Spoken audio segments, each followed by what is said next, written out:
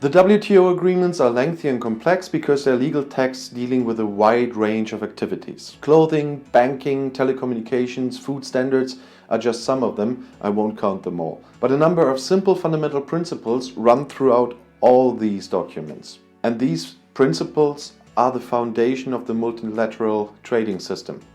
And one of these principles is freer trade, gradually and by negotiation. Lowering trade barriers is obviously one of the most important things to encourage more trade. And these barriers include tariffs or customs duties and quotas. And sometimes other things as red tape or currency exchange rates have been discussed there as well. Since the GATT or GATT creation in 1947-1948, there have been 8 rounds of trade negotiations. A 9th round under the Doha Development Agenda is now underway. At first, these rounds concentrated on reducing tariffs on important goods. As a result of these negotiations, by the mid-1990s, industrial countries' tariff rates on industrial goods had fallen steadily under the rate of 4%. By the 1980s, the negotiations had expanded to other non-tariff barriers. And that still was on goods, but it also expanded on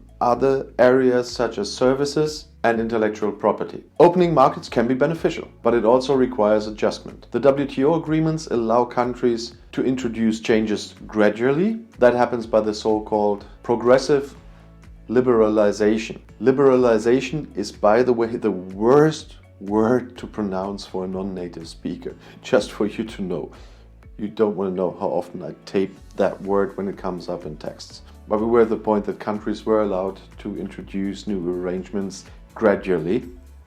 And in case of developing countries, they get even more time to fulfill their obligations. And if you now want to know more about European politics from a German point of view, I put my next video in the end screen. Click and enjoy. I'll see you there. Viel Spaß!